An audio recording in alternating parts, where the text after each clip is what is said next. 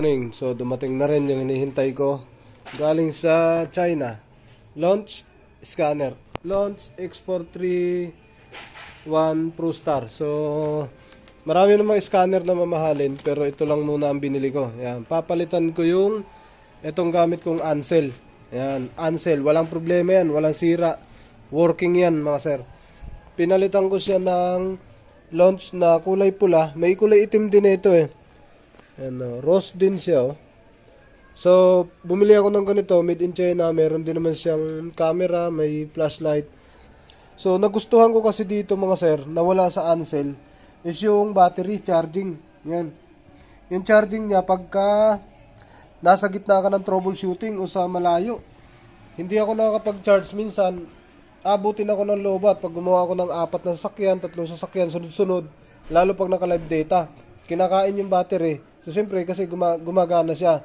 So, wala naman silang pinagkaiba sa laman. Ang ito lang, upgraded o na updated na siya. Tapos, yung charging niya, yun ang pinakamahalaga sa akin. Kaya ako bumili, pinagpalit ko talaga yung scanner kong Ansel. Dahil lang doon sa charging. Na pag nakasaksak yung cord, ito, nagcha-charge siya. So, tingnan natin mamaya. Nakita ko lang kasi sa review to. Ngayon, bubuhayin ko muna siya, mga sir. Pro. Ayos din siya, malapad. Tingnan ko lang, mga sir. So, ito, in-order ko lang sa online. Online ko in-order, tapos bubuksan natin. Kasi meron siyang, kailangan yata mabuksan yung, yun, may stand siya, oh. Ang laki. Malaki ang kaso, ang pangit ng stand niya, mga sir, diretso. Yan, oh. Dumidiretso siya sa liad, pataas. Dapat ganyan lang para sa manibela, sakto. Pagka isalpak mo. Kaso kung, yan, nakaganyan. Kaso kung mapabayaan mo, gaganon siya, lalagpas, mahuhulog yung scanner. So, isa sa ayaw ko sa kanya. Dapat, ganyan lang. Oh. Yan, pwede yan. Yan, nakatayo. Okay, buksan natin kasi kailangan yatang ma-upgrade to. Update kasi kakabukas ko lang. Okay naman, parehas lang. Normal lang, parehas sa mga ibang scanner na ganitong ano. Ang pinagkaiba lang niya, hindi siya naka-Bluetooth. Wala siyang Bluetooth. May charger din siya sa battery. Pero yung ito kasi parang nagcha-charge na siya pagka sinalpak. Kaya gustong-gusto ko sa kanya. X431 Pro Star. Mababang uri lang na scanner to, tapos mababa lang din. Basta meron naman tong sakop na mga na nandoon na sa Ansel. Meron na siya. So kaya nagustuhan ko siyang, parang maganda siyang gawin pang service. So kung magtaas pa na ako na scanner, ay nakamotor lang ako, baka kasi masira o di kaya kailangan mo may laging attache case. So hassle siya pagka dinadala. So maganda kung may shop o di kaya in-house, nasa ano lang, ikaw hindi ka na naalis, may shop ka, may pwesto. Kahit hindi ka na umaalis, yung scanner mo mamahalin, walang problema. Hindi ka mangangambay, kaso tig 100,000 ganun kamahal. So kaya dito muna tayo, mga sir. Buksan ko muna kasi parang hindi pa na-update. Subukan iskanin yung Innova. Yan, ito yung papel niya. Yan, meron siyang ADAS, oh. Meron din siyang ADAS, ganun. Lagay mo yung wifi dito. Yan, may user's manual din siya, mga sir, oh. Yan, may user's manual. Kompleto naman siya. Meron din siyang mga manual ng product na yun. So, meron din siya nito. Tingnan natin. Login muna tayo.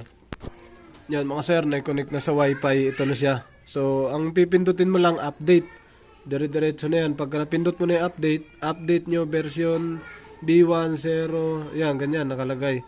So, baka maglagay pa tayo ng ano dyan. Maglagay pa tayo ng code. Ayan, tingnan natin. Yun, hintayin lang natin, mga sir. 96, 97, 98. Mabilis lang naman pala. 99, 100%. Tingnan natin kung ano mangyari. Click. Bakit click? Update pa rin. Click. Upgraded. Do not operate the device. Upgraded. Do not operate the device daw. Bakit? Namatay. Namatay siya. Tapos, nabuhay. Namatay, tapos nabuhay siya, mga sir. Yan na. Hintayin lang natin. Baka magpalagay yata ng password. Kulay pula siya. Ang kaano lang sa kanya talaga, kulay pula. Meron naman tong kulay itim, mga sir. Ang tawag sa kanya yata Pro Elite, pero parehas lang sila. Kulay lang pinagkaiba. Kaso bawal kasi ang kulay itim. bawal ang kulay itim sa bagong term ng online na inorderan ko. Hindi pwede pagka COD. Kailangan maglilink ka ng bank account o di kaya yung Lazada, tawag na ito, yung GCash. Alright, ito na. Installing system update. Hintayin lang natin. Mabilis-bilis lang yan. Yan, gumagapang naman siya. Yan mga sir, ilang minuto lang, mga 2 minutes siguro. 2 minutes o 3 minutes. Tapos na siyang mag-installing. So, namatay ulit, tapos lumabas na naman yung launch naman. Tingnan natin kung anong lalabas ulit yan. Ayan. Yan na. Yan na yata. So, hindi na yata tayo mag-encode ng mga code. O baka maglo-loading pa yan. Tingnan natin. Yan, so, yan. Okay. Congratulations. Update daw. Okay na siguro to. Tingnan nga natin kung ano nangyari. Choose what to allow to access. Aray. Cancel natin yan. Cancel.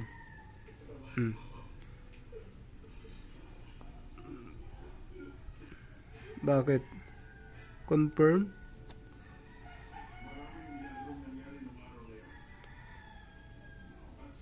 Ayun, lumabas na siya. Ayun, yan na siya mga sir. So may mga lumabas siya dito. Ayan o. Mga ano yan, sa settings lang yun. Tingnan natin to, local diagnose. Kasi hindi siya gumana kanina. Ayun, okay na. Gumana na siya mga sir. Tapos na. So meron siyang all, meron siyang common, meron siyang American, European, Asian. Sa touch niya, may lag ng 3 seconds yata. O depende sa diin. Yan o.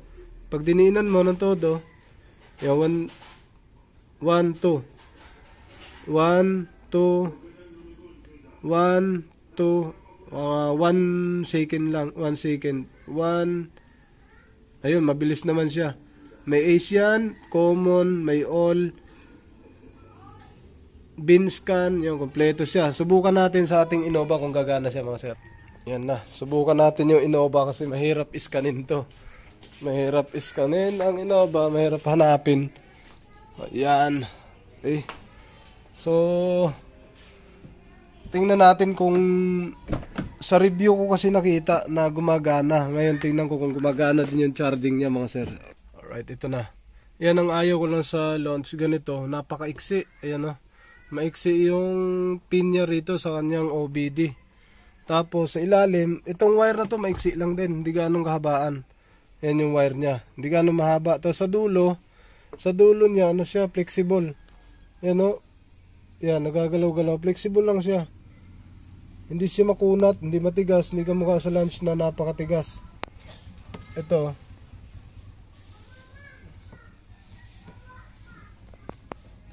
Yan, hindi ka pareho sa lunch. Ito, nagaganyan siya kahit sa gilid yan. Gumang-guma lang siya. Ngayon, pwede naman sigurong bilhan ng ganito.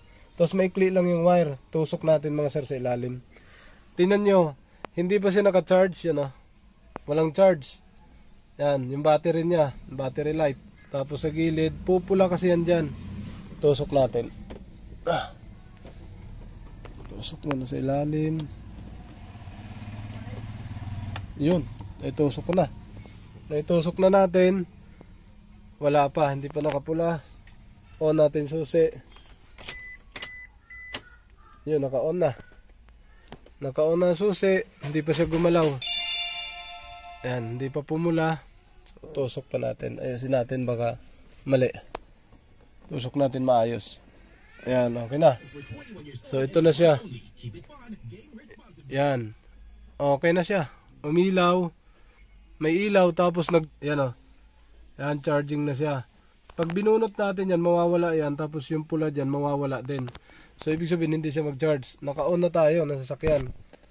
Yan, subukan natin. Tingnan natin, i-scan mga sir. Kung anong lalabas sa fault code. Dito tayo sa common. Yan, common, Europe, Asian. Sa Asian tayo, diretso tayo sa OBD. EOBD, okay. Ang lalaki ng sulat. Yan, dito walang lumabas local diagnose, Asian. Hanapin na natin yung Toyota para hindi na tayo matagalan. Kasi mahirap hanapin talaga to, hindi siya nag-auto. Toyota. Ayun, maliliit na yung letra niya. So, pag binasa mo siya, madali na lang siyang compress lahat. Pag malalaki kasi, ang lalaki ng pag binasa mo, ang lalaki. Ayan, 16 pin. 16 pin or others yata ang pwede rito pagka Innova. So, iskanin lang natin. Matagal-tagal pa siya. Nagbibilang pa siya, 83. Oh, so, ganun naman talaga yung mga ibang scanner. Nagbibilang. Ganun din sa Ansel ko, nagbibilang din. Yun, tapos na ng bilang. Eto na. Fortuner, Hilux, Hilux SW4, Kijang Innova, Kijang Innova. 2009 pababa without. Okay. Wala siyang cylinder 4, yun lang pinakita. 1TR gasoline, yun lang pinakita engine type. Walang number ng tinakbo o odometer. Okay natin. Kasi ang kailangan sa scanner, may adaption, may relearn. O, yun ang mga kailangan. So, dito, health report tayo. So, sa health report, 20% agad. EOB dito, not equipped. 40%. Scanning pa lang siya, 40%. Wala naman. No fault code, no fault code. May fault code sa SRS. Ayun, dalawa. Driver squib, oo, driver squib kasi sumabit yan dun sa gilid na yun eh. Yung gilid, sumabit yata ng unang may-ari nito.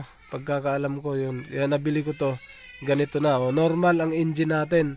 Pwede tayo mag-live data rito. Tingnan ko yung enter tayo dyan. Okay. Ang live data niya, diretso yata enter. Yan, tapos kita mo na kaagad dito, oh. Clear fault, read fault code, clear fault, read prism data, read data stream. Dito tayo, tika lang. May special function mga sir. Tika lang. Nag 100% agad siya. Yan, may mga ano na siya, oh, pang data stream. Back tayo. Ay, mali. Baguhan tayo rito. Paano ba to i-back? Okay. So, back. Ito sa baba. Yan, kailangan natin magsanay. Tingnan natin ang special function.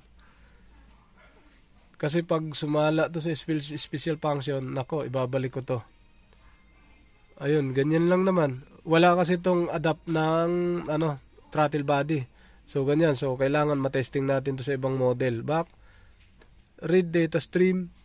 Sa data stream kasi mga data list yan. Yan, kamukha niyan. Select natin, select all. Okay, tingnan natin kung gaano kaliit ng sulat. Pwede kasi daw siyang ipaganon. So, ilang liner siya pagka nakatagilid. Yan. Kuha na natin ng base ako ilang liner. Mula sa taas. 1, 2, 3, 4, 5, 6, 7. 7 lang siya. Pero tapos pag iganon mo, diretso lang. Kasi yung iba, pag iganon mo, mag-o-off muna, tapos maglo-loading, saka lalabas yung pangalawang page. Tapos, eto okay to, dire-diretso lang. Yan, tapos ano nga lang, ang line niya, 1, 2, 3, 4, 5, 6. Okay, pwede na to. Ayan, kita mo na lahat. May mga metric value. Start natin. Yan, isa to sa hinahanap ko. Start. Commander naman. Detected a voltage below 11 in the vehicle voltage data. Please pay attention to voltage changes during operation. Okay, tama kasi pag nag-start ka, ang battery bababa yan ng 10. Kaya nag-ano siya dahil nag-11 daw. Below 11. 10 naman talaga ang pinakamalakas pag cranking. Wag lang bumaba ng 9 papuntang 8. Mahina na yon. Charging pala nyo, nabasa rito mga sir. Charging na sasakyan. Ito na. Codes history. Isa lang. So ito yung charging niya. Rev natin 13.8. So walang galaw. Ayan, temperature mababa pa. Siyempre tingnan natin kung may injector. Battery voltage 13.71. Is madami to, marami, may mga graph pa nga ito. Graph, oh. Pero hindi ko nag-aanong ginagamit yung graph. Yan, kita mo na siya. May mga graph, may combine, yan. May combine kasi minsan pag nag-data ang iba, gumagamit niyan. Yan, oh, back. So back, doon lang tayo sa basic. Okay. So kahit umaandar ng sasakyan, pwede ka magpapalit-palit.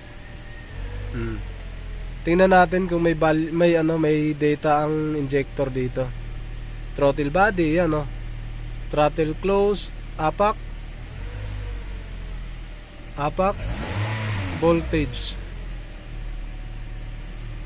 Pero hindi gumagalaw. Ayan, gumagalaw pala. Throttle motor.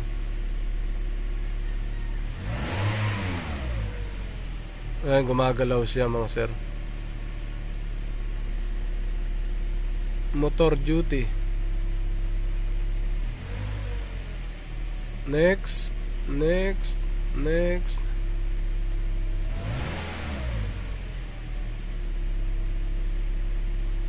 So ganun din, wala din siyang reading ng injector tsaka ignition coil. Punta tayo dun sa RPM, tingnan ko yung RPM niya, kasi ito pag hindi kagaya to sa ibang sasakyan kasi pagka inapakan mo, kung anong reading nung sumasabay siya. Yan, engine speed, yan kamukha niyan. Kung anong RPM natin diyan, yung binibigay niya. Rev 962.5. Yun. Ganun nangyayari RPM. Tingnan natin to. Kailangan mo magpunta rito. Okay. Back natin, back. Okay na yan. Okay na skill. 1TR. Wala din siyang mileage. Yan. Walang mileage. Wala yata. Tingnan natin. Engine coolant lang. Ayan, injection. Injector tsaka injection. Isa lang sa kanila. Map sensor. Year model.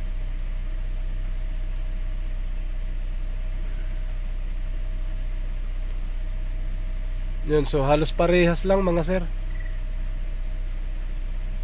Time, DTC cleared. So wala naman siyang fault code Okay, back na to, back. Wala naman tayong record dito na kukunin.